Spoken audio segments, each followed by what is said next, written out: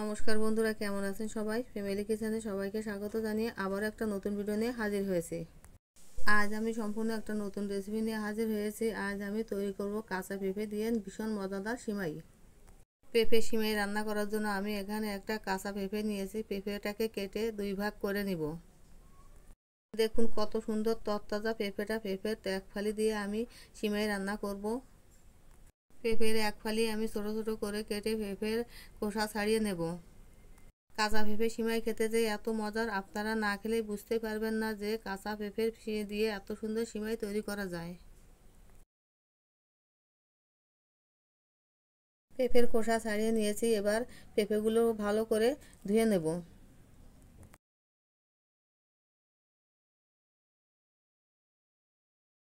পেঁপে ভালো করে ধুয়ে নেওয়ার পর এবার পেঁপেগুলো একটা গ্রেটার মেশিন দিয়ে ভালো করে গ্রেট করে নেব।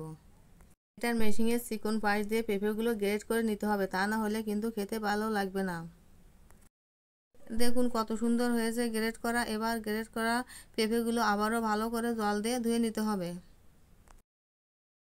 জল দিয়ে এভাবে 2 থেকে 3 বার হাত দিয়ে কষলে কষলে ভালো করে ধুয়ে নিতে হবে। পেঁপেগুলো ভালো করে ধুয়ে নিয়েছি। এবার পেঁপেগুলো সিদ্ধ করার জন্য আমি কড়াইতে জল দেব। জল ফুটে উঠেছে। এবার দিয়ে দেবো গ্রেট করে রাখা পেঁপে।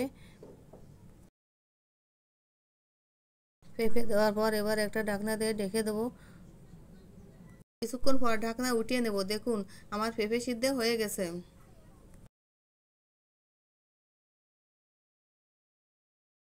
এবার পেঁপেগুলো একটা জালিতে নামিয়ে নেব। জালিতে নামিয়ে জলটা ঝরিয়ে নিতে হবে। পেঁপে ভেজে নেওয়ার জন্য কড়াইতে ঘি দেব। ঘি গরম হয়ে এলে এবার দিয়ে দেবো সিদ্ধ করে রাখা পেঁপে। ঘি দিয়ে ভেজে নিলে খেতে অনেক সুস্বাদু লাগে আর ঘ্রাণও অনেক সুন্দর আসে। পেঁপেগুলো ঘির সাথে হালকা নেড়ে ছেড়ে ভেজে নিয়ে একটা পাত্রে নামিয়ে নেব। পেঁপে সিমাই রান্না করার জন্য আমি এরকম 1 মগ গরুর দুধ নিয়েছি। আপনারা গরুর দুধ দিয়ে সিমাইটা রান্না করতে পারেন। দুধটা এভাবে নেড়ে ছেড়ে ফুটে এলে এবার দিয়ে দেবো 2টো এলাচ, 2 টুকরো দারুচিনি, স্বাদ মতো লবণ, কিছু চীনাবাদাম আর দিয়ে দেবো কিশমিশ। সব কিছু দিয়ে দুধের সাথে ভালো করে জাল দিয়ে নেব। দুধটা যখন একটু ঘন হয়ে আসবে তখন দিয়ে দেবো 1 বাটি চিনি। আমি এখানে 1 বাটি চিনি নিয়েছি। আপনারা যে যেমন চিনি খান এখানে সেই অনুযায়ী চিনিটা দিবেন।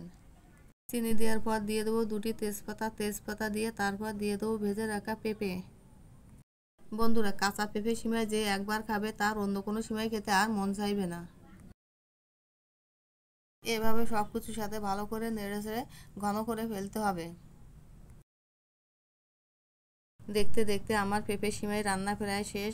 এ পর্যায়ে উপর থেকে আমি একটু ঘি দিয়ে দেব। ঘি দিলে খেতে ভীষণ ভালো লাগে। ঘি দিয়ে আমি একটু ভালো করে সব কিছুর সাথে আবারও নেড়ে ছেড়ে দেব।